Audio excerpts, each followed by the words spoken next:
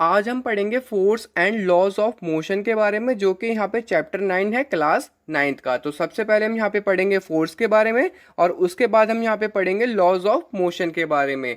तो जान लेते हैं यहाँ पे फोर्स होता क्या है। अगर मैं यहाँ पे सिंपल डेफिनेशन में बोलना चाहूँ तो ये होगा हमारा अ पुश और pull on a body is called force. अगर कोई भी ऑब्जेक्ट या बॉडी को मैं पुश करता हूँ, पुश मतलब होता है धक्का देना और पुल मतलब होता है खींचना। जैसे कि आपको पहले वाले डायग्राम में दिख रहा होगा, पुश कर रहा है ये, तो पुश मतलब यहाँ पे क्या हो रहा है, धक्का दे रहा है, और पुल मतलब यहाँ पे क्या हो रहा है, खींच रहा है। तो इसी को यहाँ पे क्या बोला गया है, फोर्स बोला गया है। इसी को यहाँ पे क्या बोला गया है, फोर्स बोला गया है। फोर्स में और बाकी के हमारे डेली यूजेस में कौन कौन से एक्शंस होते हैं और कौन कौन से हम काम करते हैं, उसमें मैं आपको बता देता हूँ। तो पहला यहाँ पे बोला गया पुशिंग। अगर हम किसी ऑब्जेक्ट को पुश करते हैं, जैसे कि यहाँ पे पहले वो धक्का दे रहा है, जैसे कि हम यहाँ पे गेट को पुश करते हैं, बाकी ऑब्जेक्ट को पुश करते हैं डेली अपने एवरीडे लाइफ में, तो वो भी हमारा वहाँ पे क्या लगता है, फोर्स लगता है। और किसी ऑब्जेक्ट को हम यहाँ पे पुल करते हैं, जैसे कि यहाँ पे लिखा होगा, वहाँ पे जब हम मॉल में जाते हैं तो वहाँ पे गेट पे लिखा रहता है इसको पुल करना है। तो पुल मतलब होता है खींचना, तो उस दरवाजे को वहाँ पे क्या होता है, खींचना होता है। तो वो भी हमारे एवरीडे लाइफ में यूज होता है। लिफ्टिंग, अगर हम किसी ऑब्जेक्ट को उठाते हैं तो उसको हम यहाँ पे क्या बोलते हैं, लिफ्टिंग बोलते हैं। तो उसमें भी यहाँ पे क्या होता है, फोर्स एक्सर्ट होता है। अब यहाँ पे स्ट्रेचिंग, स्ट्रेचिंग में अगर हम रबड़ को स्ट्रेच करते हैं या किसी ऑब्जेक्ट को वहाँ पे स्ट्रेच करते हैं तो वो वहाँ पे क्या आ जाएगा, स्ट्रेचिंग में आ जाएगा। ठीक है। अब यहाँ पे हमारा आ रहा है ट्विस्टिंग। ट्विस्टिंग जैसे कि हम कपड़े को निचोड़ते हैं और बाकी चीज़ को हम यहाँ पे ट्विस्ट करते हैं, तो वो हमारे यहाँ पे क्या आ जाएगा, ट्विस्टिंग में आ जाएगा। इसमें भी हमारा फोर्स लगता है। और लास्ट में हमारा प्रेसिंग, अगर हम यहाँ पे बलून को प्रेस करते हैं या किसी चीज़ को स्क्वीज करके प्रेस करते हैं तो वो भी हमारा क्या लगता है, वहाँ पे फोर्स लगता है। तो वो हो गया हमारा प्रेसिंग में। अब हम आगे पढ़ेंगे इफेक्ट्स ऑफ फोर्स के बारे में। तो अब हम पढ़ेंगे इफेक्ट्स ऑफ फोर्स के बारे में कि कौन कौन से इफेक्ट्स लगते हैं जब हम यहाँ पे फोर्स लगाते हैं। अब force can not be seen, force को तो हम देख नहीं सकते, जैसे हम हवा को नहीं देख सकते। अ force can be judged only by the effects which it can produce in various bodies around us. तो फोर्स को हम सिर्फ जज कर सकते हैं जो कि किसी भी बॉडीज पे वो लगता है। तो फोर्स के यहाँ पे कौन कौन से इफेक्ट्स होते हैं हम उनको यहाँ पे पढ़ लेते हैं। तो पहला इफेक्ट है, a force can move a stationary body. तो फोर्स यहाँ पे क्या कर सकता है, जो बॉडी यहाँ पे रेस्ट में उसको मोशन में ला सकता है। जैसे कि टेबल पे एक बुक रखी है, अगर हम उसको वहाँ पे उठाएंगे तो वो वहाँ पे क्या हो जाएगा, मोशन में आ जाएगा। और फोर्स हम किस पे लगा रहे हैं, बुक पे लगा रहे हैं। किसके जरिए लगा रहे हैं, हाथ के जरिए। तो वो भी वहाँ पे क्या लग रहा है, वहाँ पे फोर्स लग रहा है। ठीक है। अब हम वहाँ पे बुक को क्या कर रहे हैं, वहाँ पे पुल कर रहे हैं, मतलब उसको अपनी तरफ खींच रहे हैं। सेकंड है हमारा, अ force can stop a moving body. तो यहाँ पे अगर कोई बॉल को यहाँ पे क्या करता है, फेंकता है हमारी तरफ, हम उसको यहाँ पे क्या कर लेते हैं, कैच कर लेते हैं। तो हमने वहाँ पे क्या लगाया, फोर्स लगाया। तो वो क्या होता है, वहाँ पे ऑब्जेक्ट हमारा क्या था, मोशन में था, बट अब यहाँ पे क्या हो जाएगा, रेस्ट में हो जाएगा। तो फोर्स के जरिए हम किसी भी ऑब्जेक्ट को यहाँ पे क्या कर सकते हैं, स्टॉप कर सकते हैं। तो देखते हैं यहाँ पे थर्ड पॉइंट में क्या बोला गया है, a force can change the speed of a moving body. तो फोर्स के जरिए हम किसी भी ऑब्जेक्ट का या बॉडी का हम यहाँ पे क्या कर सकते हैं, स्पीड चेंज कर सकते हैं। मान लो कि एक हमारा फ्रेंड है, वो यहाँ पे साइकिल चला रहा है और हमने उसे पीछे से जाके पुश कर दिया, तो वहाँ पे क्या हो जाएगा, उसकी स्पीड चेंज हो जाएगी। तो यहाँ पे फोर्थ पॉइंट बोला गया है, a force can change the direction of a moving body. तो फोर्स के जरिए हम यहाँ पे क्या कर सकते हैं, किसी भी मूविंग बॉडी का डायरेक्शन भी चेंज कर सकते हैं। मान लो यहाँ पे बॉलर बैट्समैन को स्ट्रेट बॉल फेंकता है, सीधी बॉल फेंकता है, बट यहाँ पे बैट्समैन कहीं भी शॉट लगा सकता है। तो वहाँ पे क्या होगा, उसका डायरेक्शन चेंज हो सकती है उस मूविंग ऑब्जेक्ट का। मूविंग ऑब्जेक्ट यहाँ पे क्या है, हमारा बॉल है। बाकी हम यहाँ पे फुटबॉल भी कर सकते हैं। फुटबॉल भी यहाँ पे अगर सीधी आ रही है और हमने यहाँ पे पैर से उसको मार के यहाँ पे किसी भी डायरेक्शन में चेंज कर सकते हैं। यहाँ पे बाकी और भी बहुत सारे एग्जाम्पल हैं। अब देखते हैं यहाँ पे फिफ्थ पॉइंट में क्या है, a force can change the shape and size of a body. तो फोर्स की वजह से हम यहाँ पे किसी का शेप और साइज भी चेंज कर सकते हैं। मान लो एक हमारे पास रबड़ बॉल है, हम उसको यहाँ पे पुश करेंगे तो वहाँ पे क्या हो जाएगा, उसकी शेप चेंज हो जाएगी, ओवल हो जाएगी, और यहाँ पे साइज भी क्या हो जाएगा, चेंज हो जाएगा। और जैसे यहाँ पे रबड़ बैंड है, रबड़ बैंड को हम यहाँ पे स्ट्रेच करके उसका यहाँ पे साइज भी चेंज कर सकते हैं।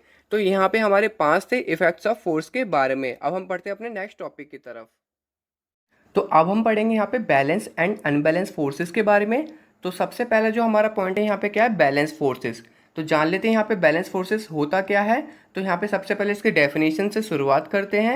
If the resultant of all the forces acting on a body is zero. तो यहाँ पे बोला गया कि जितने भी फोर्स लगने के बाद जो यहाँ पे नेट फोर्स यहाँ पे क्या होगा, जीरो होगा। तो उस फोर्स को यहाँ पे क्या बोला जाता है, बैलेंस फोर्सेस बोला जाता है। क्या बोला जाता है उस फोर्स को, बैलेंस फोर्सेस। तो यहाँ पे इसको डायग्राम की मदद से बहुत अच्छे तरीके से समझते हैं। तो यहाँ पे क्या है, एक हैवी बॉक्स रखा है। तो हैवी बॉक्स में यहाँ पे 4 तरह के हमारे फोर्स लगेंगे। तो ये 4 तरह के फोर्स कौन कौन से लगेंगे? Force of our push, force of friction, force of gravity and force of reaction. तो अब यहाँ पे फोर्स ऑफ आवर पुश, तो हमारे यहाँ पे पुश करने पे ये ऑब्जेक्ट यहाँ पे हिल क्यों नहीं रहा है? जब भी हिल नहीं रहा है तो इसलिए बैलेंस फोर्स की कैटेगरी में आ रहा है। तो मैं आपको बता दूं ये इसलिए नहीं यहाँ पे मूव कर रहा है क्योंकि यहाँ पे फोर्स ऑफ फ्रिक्शन और फोर्स ऑफ आवर पुश दोनों यहाँ पे क्या है, इक्वल है। और इक्वल होने के बाद यहाँ पे जो फोर्स है यहाँ पे क्या हो जाएगा, जीरो हो जाएगा, जिसकी वजह से ये क्या होगा, मूव नहीं करेगा। तो हमने इस डायरेक्शन से फोर्स ऑफ आवर पुश लगाया और फोर्स ऑफ फ्रिक्शन यहाँ पे क्या होगा, इस डायरेक्शन से लगेगा। दोनों यहाँ पे अपोजिट डायरेक्शन में, जिसकी वजह से यहाँ पे क्या होगा, नेट फोर्स यहाँ पे क्या हो जाएगा, जीरो हो जाएगा। ये तो हमारा हॉरिजॉन्टल डायरेक्शन में लग रहा था। अब हमारा वर्टिकल डायरेक्शन में भी यहाँ पे क्या लग रहा है, फोर्स लग रहा है। तो एक हमारा नीचे के डायरेक्शन में लगेगा फोर्स ऑफ ग्रेविटी और ऊपर के डायरेक्शन में लगेगा हमारा फोर्स ऑफ रिएक्शन। किसकी वजह से? ग्राउंड की वजह से, जो कि इसको अपोज कर रहा है। तो फोर्स ऑफ ग्रेविटी यहाँ पे डाउनवर्ड डायरेक्शन में लगेगा, जो कि यहाँ पे वेट ऑफ बॉक्स है। और ग्राउंड की वजह से यहाँ पे क्या लगेगा, फोर्स ऑफ रिएक्शन, जो कि अपवर्ड डायरेक्शन में लगेगा। तो यहाँ पे चारों फोर्स मिला के यहाँ पे नेट फोर्स क्या होगा, जीरो होगा, जिसकी वजह से ये हमारा जो हेवी बॉक्स है ये क्या हो गया, यहाँ पे बैलेंस हो गया। और इस कैटेगरी को यहाँ पे क्या बोला जाता है, बैलेंस फोर्सेस बोला जाता है। तो यहाँ पे मैं एक इसका एग्जांपल बताना चाहूँगा। जैसे कि आपने देखा होगा टग ऑफ वॉर, जिसको यहाँ पे रस्सी खींचते हैं। तो यहाँ पे 2 टीम रहती है और बीच में यहाँ क्या होती है, रस्सी रहती है, यहाँ पे एक लाइन रहता है और बीच में एक धागा सा बांध देते हैं रिबन टाइप का, कि जिसमें यहाँ पे ज़्यादा होगा वो यहाँ पे क्या होगा, यहाँ पे जीत जाएगा। तो यहाँ पे इस टीम ये यहाँ पे खींच रही है और ये वाली टीम यहाँ पे खींच रही है, और ये जो यहाँ पे जो रिबन है वो क्या है, मिडल में ही है। तो वो हमारे यहाँ पे कौन सा होगा, बैलेंस फोर्सेस ही होगा। तो बैलेंस फोर्सेस में होता क्या है, जो स्टेशनरी ऑब्जेक्ट है, मतलब कोई ऑब्जेक्ट यहाँ पे रेस्ट में, तो वो हमेशा रेस्ट में ही रहेगा। और अगर कोई यूनिफॉर्म मोशन में, तो वो क्या होगा, यूनिफॉर्म मोशन में ही रहेगा। और यहाँ पे एक और चीज़ होता है यहाँ पे बैलेंस फोर्सेस में। तो बैलेंस फोर्सेस में यहाँ पे बलून का हम यहाँ पे क्या कर सकते हैं, शेप चेंज कर सकते हैं। तो यहाँ पे होता क्या, किसी ऑब्जेक्ट का यहाँ पे क्या कर सकते हैं, शेप चेंज कर सकते हैं। जैसे कि हम यहाँ पे बलून को क्या करेंगे, दोनों तरफ से यहाँ पे फोर्स लगाएंगे।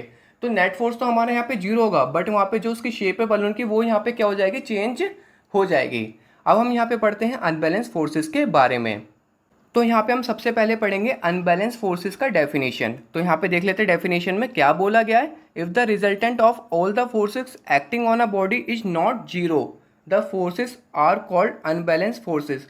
तो यहाँ पे जो रिजल्टेंट फोर्सेस है, जो नेट फोर्स है, वो यहाँ पे कभी भी जीरो नहीं होगा। इसका मतलब यहाँ पे जो ऑब्जेक्ट है वो यहाँ पे क्या होगा, मोशन में होगा। पहले जो हमारा ऑब्जेक्ट था वो वहाँ पे क्या था, स्टेशनरी पे था, बट यहाँ पे क्या होगा, अनबैलेंस फोर्स यहाँ पे क्या करेगा, मोशन क्रिएट करेगा। तो यहाँ पे भी हमारे 4 फोर्स लगते हैं, जैसे कि हमारे अनबैलेंस फोर्सेस में लग रहे थे, बट यहाँ पे कुछ डिफरेंस होते हैं, वो मैं आपको बताऊंगा। और 4 फोर्सेस मैं आपको फिर से बता देता हूँ। तो पहला फोर्स हमारा फोर्स ऑफ आवर पुश, जिसको हम यहाँ पे पुश करेंगे, धक्का देंगे। सेकंड है फोर्स ऑफ फ्रिक्शन, जो कि अपोजिट डायरेक्शन में लगता है।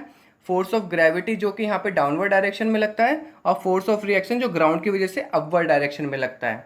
तो यहाँ पे चारों फोर्स मिलकर यहाँ पे क्या होंगे, जीरो होंगे। बट ये यहाँ पे क्या होगा, अनबैलेंस इसलिए हुआ क्योंकि यहाँ पे जो फोर्स ऑफ आवर पुश है वो यहाँ पे क्या होगा, ज़्यादा होगा। क्या होगा, ज़्यादा होगा फोर्स ऑफ फ्रिक्शन से। तो फोर्स ऑफ आवर पुश यहाँ पे क्या होगा, ज़्यादा होगा फोर्स ऑफ फ्रिक्शन से, जिसकी वजह से जो ये टॉय कार है वो यहाँ पे क्या होगी, मूव कर पाएगी। मतलब यहाँ पे फोर्स ऑफ ग्रेविटी और फोर्स ऑफ रिएक्शन दोनों तो यहाँ पे क्या हो रहे हैं, नेट फोर्स होकर जीरो हो जा रहे हैं। बट अगर हम हॉरिजॉन्टल फोर्स में देखा जाए तो फोर्स ऑफ आवर पुश यहाँ पे क्या होगा, ज़्यादा होगा फोर्स ऑफ फ्रिक्शन से, जिसकी वजह से यहाँ पे क्या होगा, कार मूव कर पाएगी। तो अनबैलेंस फोर्स में भी काफ़ी चीज़ें होती है, जैसे कि हम यहाँ पे साइकिल को भी मूव कर पाते हैं पैडल में मार के, क्योंकि यहाँ पे जो रॉड और टायर का फ्रिक्शन है वो क्या होता है, वहाँ पे कम हो जाता है। और जो हमारा फोर्स होता है, जो हम यहाँ पे लेग के थ्रू यहाँ पे साइकिल में पैडलिंग करते हैं, वो वहाँ पे ज़्यादा हो जाता है, जिसकी वजह से वो मूव कर पाती है। तो वो हमारा किस में आता है, अनबैलेंस फोर्सेस में आता है। होप आपको दोनों फोर्सेस यहाँ पे समझ में आ गए होंगे। अब हम बढ़ते हैं यहाँ पे अपने नेक्स्ट टॉपिक की तरफ। तो यहाँ पे हम पढ़ेंगे Newton's first law of motion के बारे में। A body at rest will remains at rest and a body in motion will continue in motion in a straight line with a uniform speed unless it is compelled by an external force to change its state of rest or of uniform motion। तो यहाँ पे बोला गया है, अगर कोई object यहाँ पे क्या है, मोशन में है, तो वो यहाँ पे क्या होगा, मोशन में ही रहेगा। अगर कोई ऑब्जेक्ट यहाँ पे रेस्ट में है, तो वो यहाँ पे क्या रहेगा, रेस्ट में रहेगा। जब तक यहाँ पे कोई एक्सटर्नल फोर्स या बाहरी बल यहाँ पे ना लग जाए, बाहरी फोर्स ना लग जाए, जब तक वो वहाँ पे रेस्ट में रहेगा। मोशन में है तो मोशन में रहेगा, वो रेस्ट में नहीं आएगा। तो वो हमारा क्या होगा, Newton's first law of motion होगा। यहाँ पे एग्जाम्पल के रूप से समझ लेते हैं, जैसे कि हमारी टेबल पे बुक है, तो वो वहाँ पे क्या होगी, रेस्ट में रहेगी जब तक हम उसे यहाँ पे उठाए ना। तो उठाने पे हम यहाँ पे क्या लगाएंगे, फोर्स लगाएंगे पुश का। तो वहाँ पे क्या लग रहा है, भारी फोर्स लग रहा है, और भारी की फोर्स की वजह से ही वो वहाँ पे क्या होगा, चेंज होगा। नहीं तो अनटिल एंड अनलेस वो यहाँ पे क्या रहेगा, रेस्ट में ही रहेगा। ठीक है।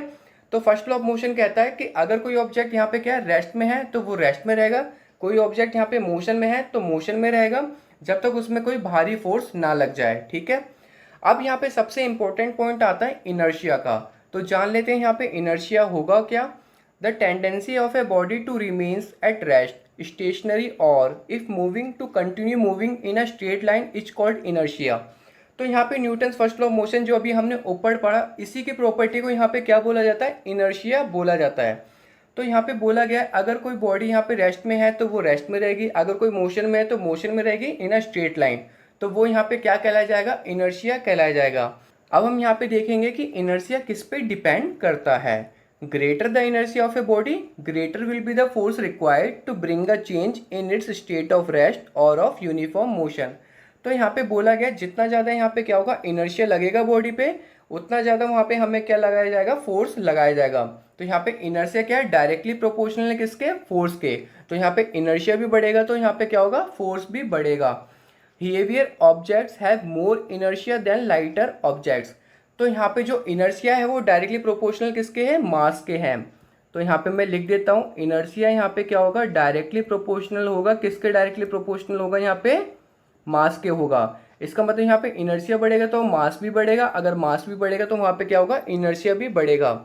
जैसे कि यहाँ पे इनर्शिया कैसे मास पे डिपेंड करता है, मैं आपको एग्जांपल के तौर पे यहाँ पे समझाता हूँ। जैसे कि यहाँ पे एक छोटी सी कार है, इसको यहाँ पे पुश करने पे इतना यहाँ पे क्या होगा, ताकत नहीं लगानी पड़ेगी, इतना फोर्स लगाना नहीं पड़ेगा, इतना इनर्शिया नहीं लगाना पड़ेगा।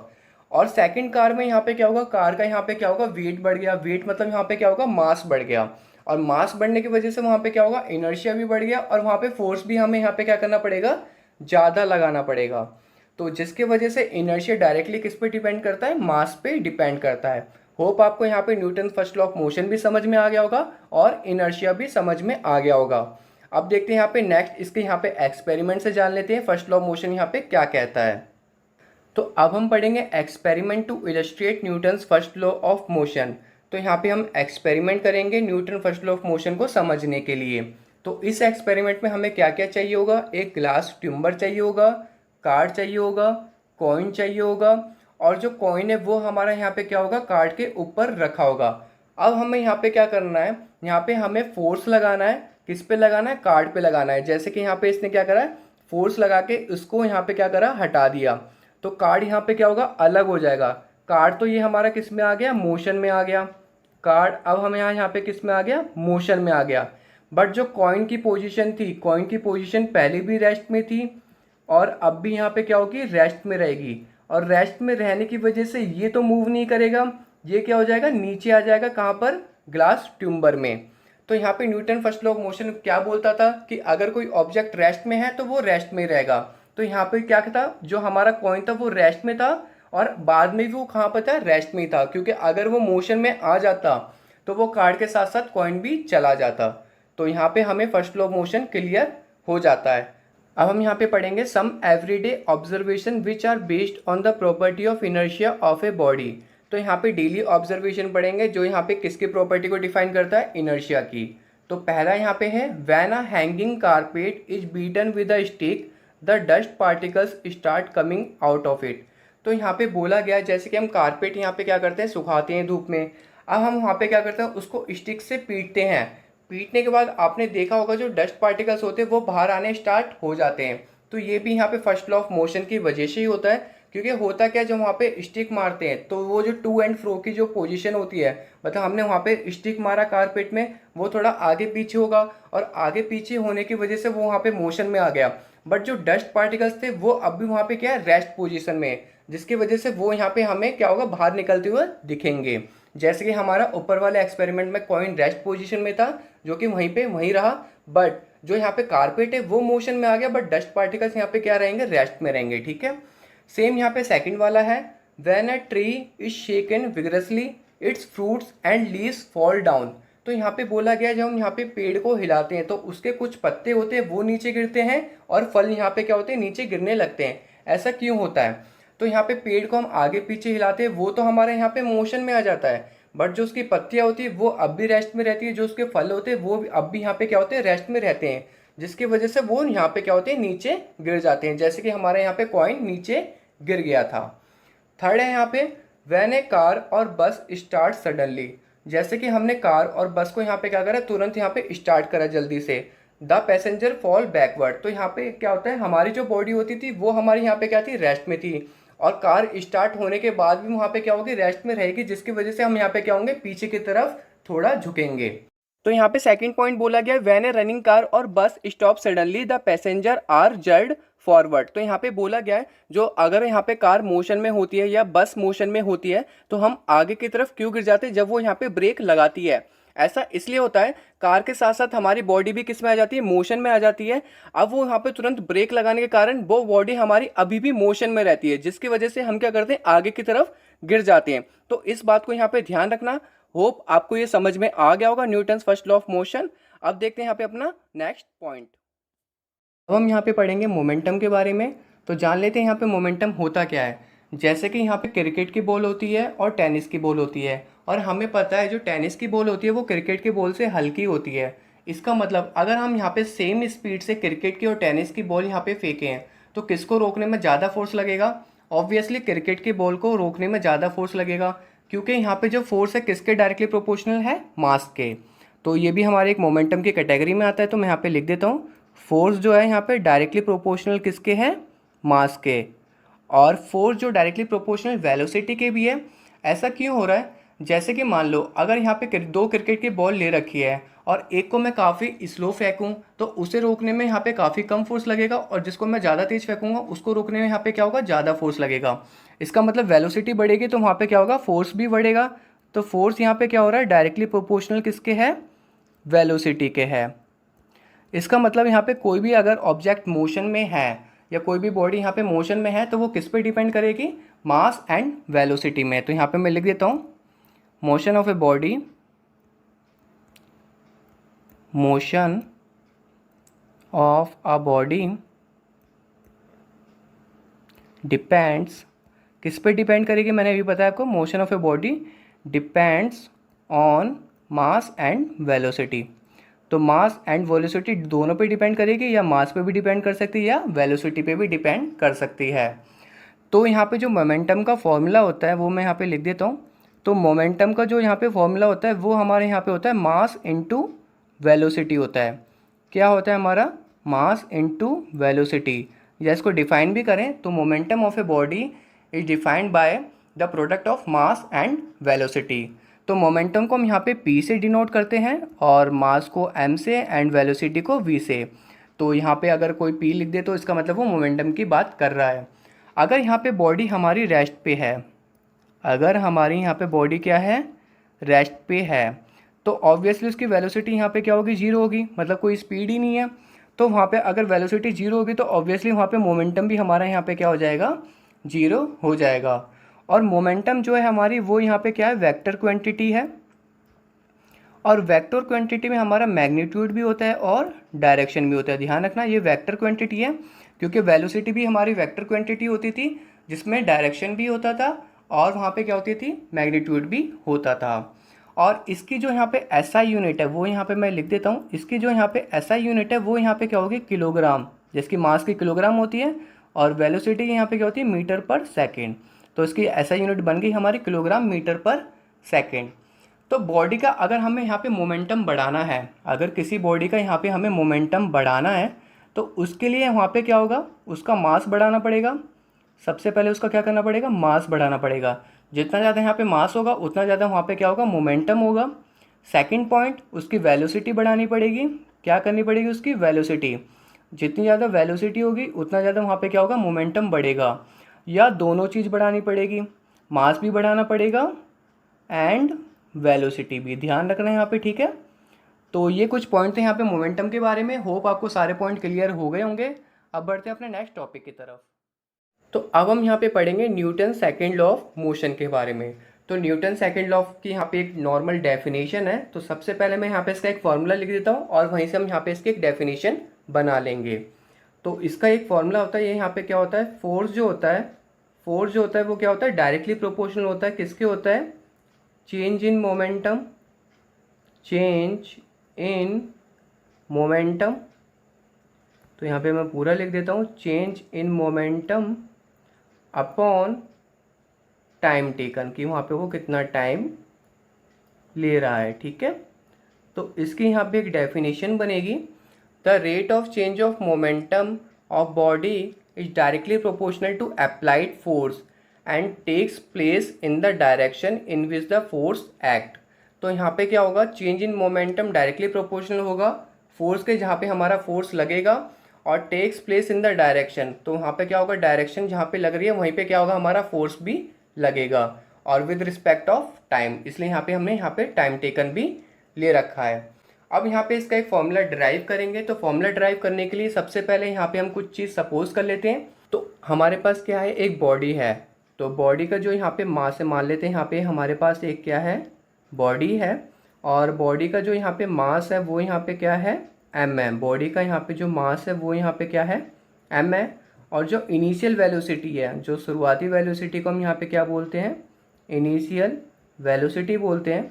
तो यहाँ पे मैं पूरा लिख देता हूँ, तो इनिशियल वेलोसिटी जो है उसकी यहाँ पे क्या है, u है। इनिशियल वेलोसिटी यहाँ पे क्या होगी, u होगी। अब यहाँ पे इनिशियल मोमेंटम, तो मोमेंटम यहाँ पे क्या होता है, हमारा मास इनटू वेलोसिटी होता है। तो यहाँ पे मैं लिख देता हूँ, इनिशियल मोमेंटम यहाँ पे क्या होगा हमारा, इनिशियल मोमेंटम को हम यहाँ पे p से डिनोट करते हैं, ध्यान रखना। तो अभी तो मैं फिलहाल नहीं करूँगा, बट आगे अगर कभी आता है तो यहाँ पे ध्यान रखना। तो इनिशियल मोमेंटम यहाँ पे क्या हो जाएगा हमारा, m और u, जिसको हमने यहाँ पे इनिशियल वेलोसिटी u माना था और मास हमने m लिया था। तो अगर हम इसी की फाइनल वेलोसिटी निकालेंगे तो हम यहाँ पे क्या लिखेंगे, वो मैं यहाँ पे लिख देता हूँ। तो फाइनल वेलोसिटी को हम यहाँ पे u नहीं लिखते हैं, फाइनल वेलोसिटी को हम यहाँ पे क्या लिखते हैं, v लिखते हैं। तो फाइनल वेलोसिटी यहाँ पे क्या होगी, v होगी, और फाइनल मोमेंटम क्या होगा यहाँ पे, वो भी हम देख लेते हैं। और तो फाइनल मोमेंटम यहाँ पे हमारा हो जाएगा, m इंटू वी, मतलब मास इंटू वेलोसिटी। अब यहाँ पे देखेंगे चेंज इन मोमेंटम, तो चेंज इन मोमेंटम यहाँ पे क्या होता है, फाइनल माइनस इनिशियल होता है। तो यहाँ पे मैं पहले लिख देता हूँ, चेंज इन मोमेंटम।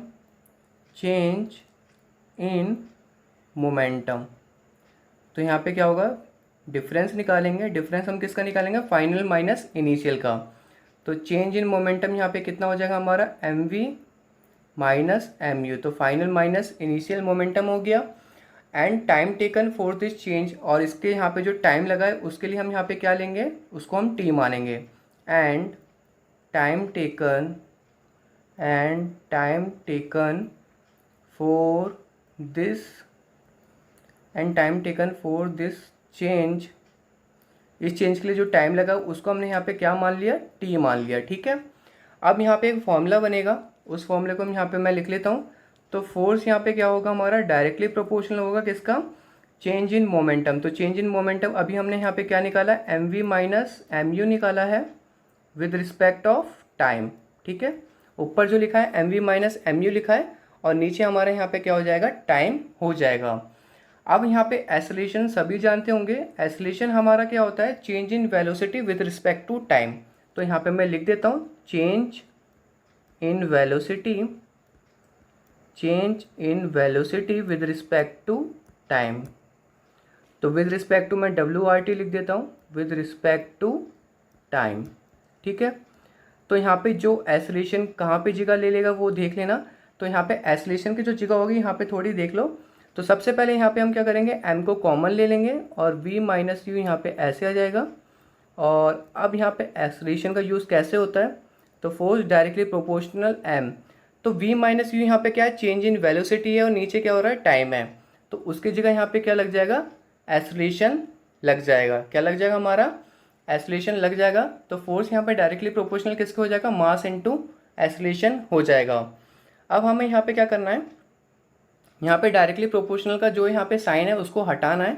तो यहाँ पे जब इसको हटाते तो यहाँ पे कांस्टेंट वैल्यू हो जाती है, जिसको यहाँ पे हमने k ले लिया और m में, और k की SI यूनिट जो होती है वो यहाँ पे क्या होती है, 1 होती है। तो ऑब्वियसली फोर्स यहाँ पे क्या हो जाएगा हमारा, मास इनटू एक्सलेरेशन। तो ये हमारा क्या हो गया, सेकंड लॉ ऑफ मोशन हो गया, ठीक है। और यहाँ पे रिलेशन किस किस का दिखा रहा है, मास और एक्सलेरेशन का रिलेशन दिखा रहा है। हम चाहे तो यहाँ पे एक्सलेरेशन भी निकाल सकते हैं, तो एक्सलेरेशन इक्वल टू यहाँ पे क्या हो जाएगा, फोर्स अपॉन मास हो जाएगा। क्या हो जाएगा हमारा, फोर्स अपॉन मास हो जाएगा।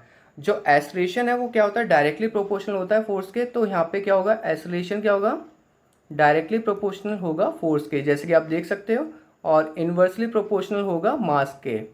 अगर मास यहाँ पे क्या होता है, डबल होता है, तो एक्सलेरेशन यहाँ पे क्या हो जाएगा, हाफ हो जाएगा। अगर यहाँ पे एक्सलेरेशन डबल होता है तो यहाँ पे मास क्या होगा, ऑब्वियसली हाफ हो जाएगा, ठीक है। और यहाँ पे सबसे इंपॉर्टेंट चीज़ मैं आपको बताना भूल गया, जो यहाँ पे इसकी एसआई यूनिट होती है वो यहाँ पे मैं आपको बता देता हूँ।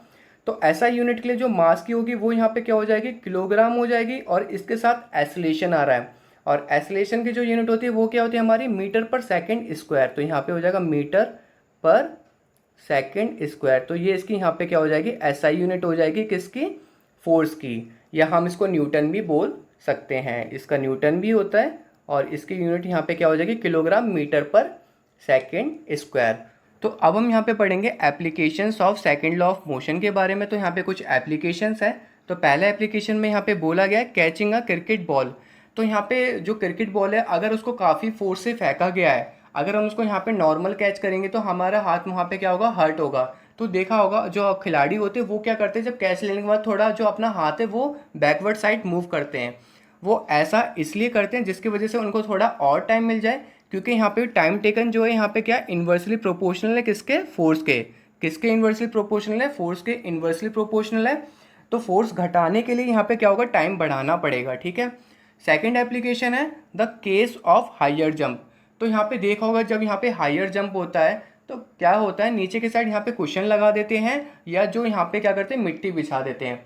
ऐसा इसलिए करते हैं जिसकी वजह से कुशन बिछाने से वहाँ पे भी हमें टाइम मिल जाए, और जो मिट्टी होती है उसकी वजह से वहाँ पे क्या होता है, टाइम एक्सटेंड हो जाता है, जिसकी वजह से फोर्स जो हमारे लेग पे वो काफ़ी कम लगता है। तो देखते हैं यहाँ पे थर्ड पॉइंट क्या बोला गया है, the use of seat belt in car. तो जो हम यहाँ पे सीट बेल्ट यूज़ करते हैं कार में, वो किस लिए करते हैं, वो इसलिए करते हैं, मान लो जैसे कि हमारी कार के आगे कोई चीज़ आ जाती है तो हमें वहाँ पे सडनली ब्रेक लगाना पड़ेगा, और जो सीट बेल्ट होती है वो आपने देखा होगा थोड़ी सी लूज़ होती है। तो होता क्या है, जैसे कि हमारे कार के आगे कोई आ गया और सडनली ब्रेक लगाए तो हम थोड़ा क्या होता है, फॉरवर्ड मूव करते हैं, जिसकी वजह से सीट बेल्ट जो होता है वहाँ पे थोड़ा टाइम इंक्रीज़ कर देता है, और टाइम इंक्रीज़ करने की वजह से जो हमारी बॉडी पे फोर्स है वो काफ़ी कम लगता है। तो इसकी वजह से कोई यहाँ पे प्रॉब्लम नहीं होती है, और ये सेकंड लॉ ऑफ मोशन को भी यहाँ पे दर्शाता है। तो इसके यहाँ पे 3 एप्लीकेशंस मैंने आपको बता दिए हैं। अब देखते हैं यहाँ पे अपना नेक्स्ट टॉपिक। तो अब हम यहाँ पे पढ़ेंगे Newton's third law of motion के बारे में। तो इसको यहाँ पे समझते हैं डायग्राम के जरिए। तो यहाँ पे हो क्या रहा है, यहाँ पे एक लड़का है और इसने यहाँ पे रोलर स्केटर पहन रखे हैं। ये क्या करता है, वॉल के पास जाता है और वहाँ पे फोर्स लगाता है, उसको धक्का देता है।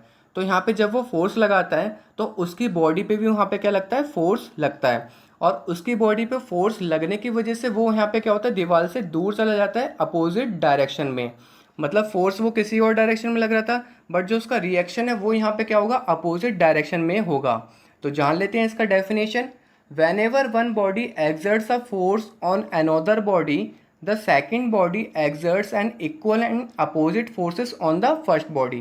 तो यहाँ पे बोला गया है कोई भी बॉडी यहाँ पे अगर दूसरी बॉडी पे फोर्स लगाती है तो सेकंड बॉडी भी इक्वल अमाउंट में वहाँ पे क्या लगेगा, फोर्स लगेगा।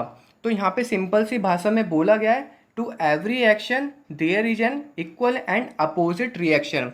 तो यहाँ पे इसने क्या करा, दीवार पे फोर्स लगाया, इक्वल अमाउंट जितने अमाउंट में वहाँ पे दीवार पे उसने फोर्स लगाया सेम अमाउंट में उसकी बॉडी पे लगेगा, और वो यहाँ पे क्या हो जाएगा, पीछे हो जाएगा अपोजिट डायरेक्शन में। तो यहाँ पे सिंपल भाषा में बोला जाए तो एक्शन इक्वल टू यहाँ पे क्या होगा, रिएक्शन होगा। जितना वो एक्शन लगाएगा उतना ही यहाँ पे क्या होगा, रिएक्शन होगा। अब यहाँ पे इसको सेकंड डायग्राम से और अच्छे से समझते हैं।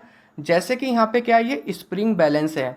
आपने देखा होगा जो आपके घर में सिलेंडर जो यहाँ पे वेट करते हैं वो स्प्रिंग बैलेंस से ही करते हैं। अब होता क्या है, स्प्रिंग बैलेंस में एक साइड में हुक लगा होता है, ठीक है। तो यहाँ पे क्या हो, एक साइड में हुक लगा हुआ है और इसको हमने वॉल से अटैच कर दिया, और दूसरे साइड का जो हुक है वो हमने दूसरे वाले स्प्रिंग बैलेंस से लगा दिया। अब होगा क्या, हमने यहाँ पे 4 न्यूटन का यहाँ पे एक्शन लगाया, मतलब इसको क्या करा, 4 न्यूटन से हमने यहाँ पे खींचा। जो वेट है वो यहाँ पे क्या है, 4 किलोग्राम मीटर पर सेकेंड स्क्वायर है। तो हमने यहाँ पे 4 न्यूटन का फोर्स लगाया है, तो जो रिएक्शन अमाउंट है वो भी यहाँ पे क्या होगी, 4 न्यूटन ही होगी, ना कम होगी ना ज़्यादा होगी। तो Newton third law of motion ये कहता है जितना भी हम एक्शन लगाएंगे सेम अमाउंट में वहाँ पे क्या होगा, रिएक्शन लगेगा। होप आपको ये समझ में आ गया होगा। अब देखते हैं यहाँ पे इसके एप्लीकेशंस के बारे में। अब हम यहाँ पे पढ़ेंगे Newton third law of motion के एग्जाम्पल्स के बारे में। तो पहला यहाँ पे बोला गया है हाउ डू वी वॉक, हम कैसे चल पाते हैं। तो यहाँ पे जो थर्ड लॉ ऑफ मोशन बोला गया है कि एक्शन इक्वल टू यहाँ पे क्या होता है, रिएक्शन होता है। जितने अमाउंट में वहाँ पे एक्शन लगेगा उतने अमाउंट में वहाँ पे क्या होगा, रिएक्शन लगेगा। तो यहाँ पे जो एक्शन लग रहा है वो यहाँ पे क्या लग रहा है, बैकवर्ड साइड लग रहा है, ग्राउंड पे लग रहा है। किस पे लग रहा है, बैकवर्ड साइड ग्राउंड पे लग रहा है। और जो यहाँ पे रिएक्शन है वो यहाँ पे पैर पे लग रहा है और फॉरवर्ड साइड लग रहा है। ठीक है, किस पे लग रहा है, पैर पे लग रहा है और आगे की तरफ लग रहा है। तो यहाँ पे क्या हो रहा है, जब हम चलते हैं तो बैकवर्ड साइड हम यहाँ पे फोर्स लगाते हैं ग्राउंड की तरफ, और फिर आगे की तरफ हमारे फुट पे फोर्स लगता है, जिसकी वजह से हम यहाँ पे क्या करते हैं, चल पाते हैं। अब हम यहाँ पे सेकंड पॉइंट पढ़ेंगे, वाई द गन रिकॉइल्स। तो गन रिकॉइल्स का मतलब ये होता है जब हम यहाँ पे बंदूक चलाते हैं, जब हम फायर करते हैं तो हमें यहाँ पे पीछे थोड़ा फोर्स महसूस होता है, जिसकी वजह से हम पीछे थोड़े खिसक जाते हैं। तो ऐसा क्यों होता है ये हमें बताना है। तो जैसे कि हमने यहाँ पे बंदूक चलाई तो गोली पे यहाँ पे क्या लग रहा है, फोर्स जो लग रहा है बुलेट पे, वो यहाँ पे क्या है, एक्शन है। जो यहाँ पे बुलेट जो यहाँ पे फोर्स क्रिएट कर पा रहा है वो यहाँ पे क्या है, एक्शन है। और रिएक्शन हमारा किस पे लगता है, गन पे लगता है।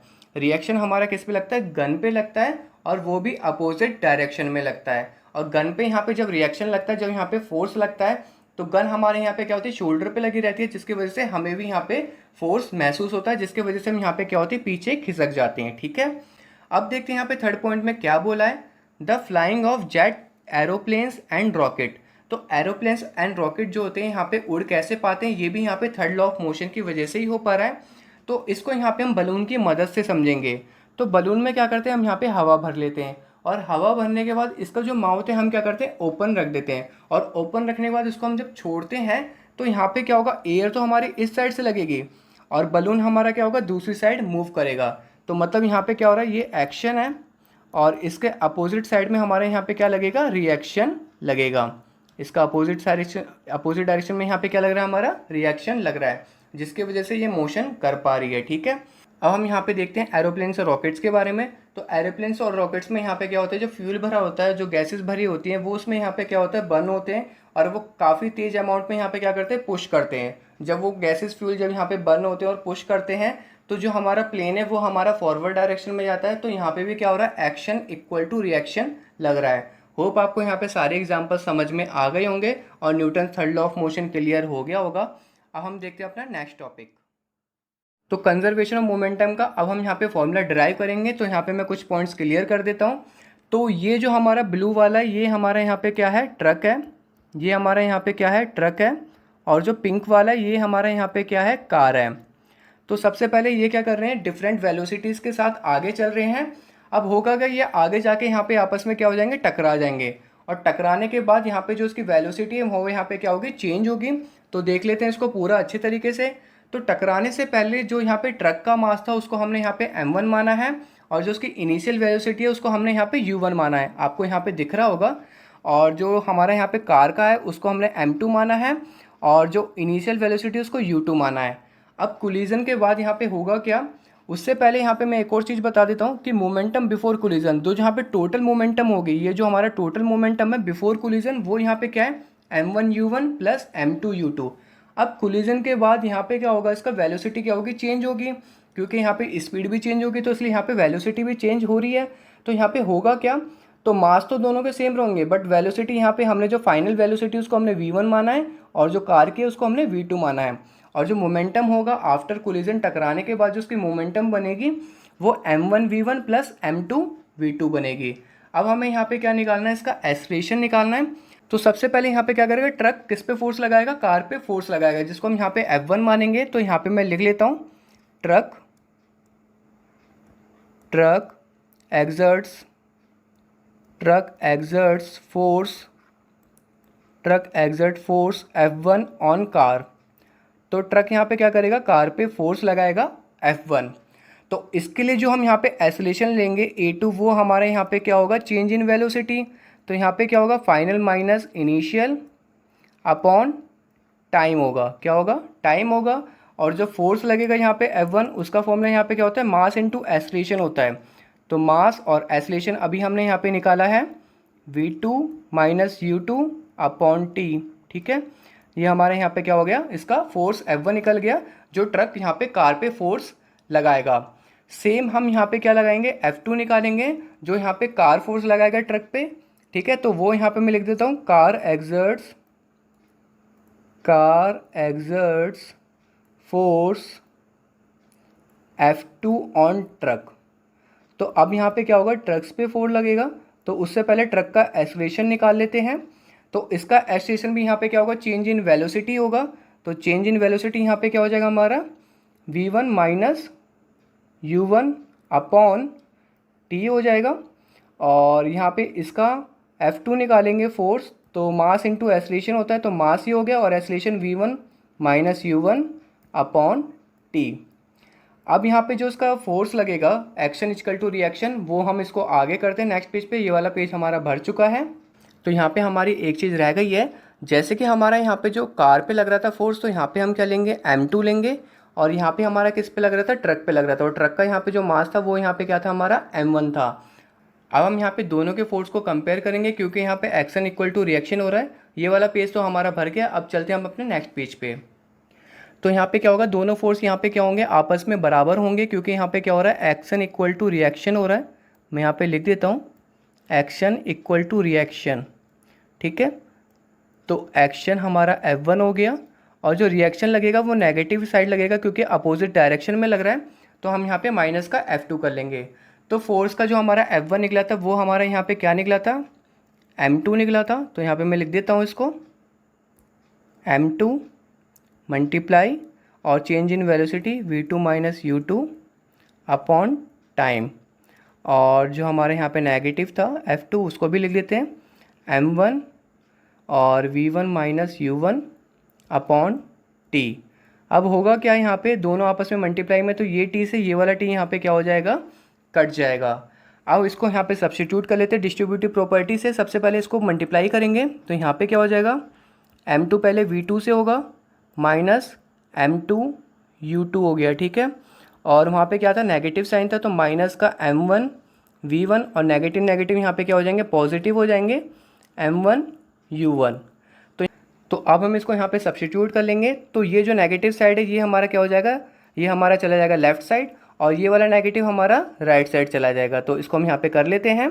तो यहाँ पे क्या हो जाएगा हमारा M2 V2 पॉजिटिव का M1 V1 हो गया इक्वल टू M1 U1, और यहाँ पे नेगेटिव का था तो राइट साइड आएगा तो पॉजिटिव का हो जाएगा M2 U2। हम चाहे तो इसको ऐसे भी लिख सकते हैं, ये वाली चीज़ हम यहाँ पे लेफ़्ट साइड लिख सकते हैं। तो यहाँ पे हो जाएगा M1 U1 प्लस का M2 U2 equal to M1 V1 plus का M2 V2। तो ये हमारा फॉर्मूला हो गया कंजर्वेशन ऑफ मोमेंटम का। तो यहाँ पे मैं इसको लिख देता हूँ, टोटल मोमेंटम बिफोर कोलिजन का होगा ये जो हमारा होगा, यहाँ पे मैं लिख देता हूँ इसको, total momentum before collision, total momentum before collision किसके बराबर होगा, ये हमारे टोटल मोमेंटम बिफोर कोलिजन ये हमारे बराबर होगा टोटल मोमेंटम आफ्टर कोलिजन के। आफ्टर कोलिजन के ये क्या होगा, आपस में इक्वल होगा। तो ये वाली जो साइड है हमारी, जो लेफ्ट साइड है वो हमारी क्या है, टोटल मोमेंटम बिफोर कोलिजन है, और जो हमारी राइट साइड है ये हमारी क्या है, total momentum after collision. Hope आपको ये कंजर्वेशन ऑफ मोमेंटम समझ में आ गया होगा। अब बढ़ते हैं अपने इन टेक्स्ट क्वेश्चन की तरफ।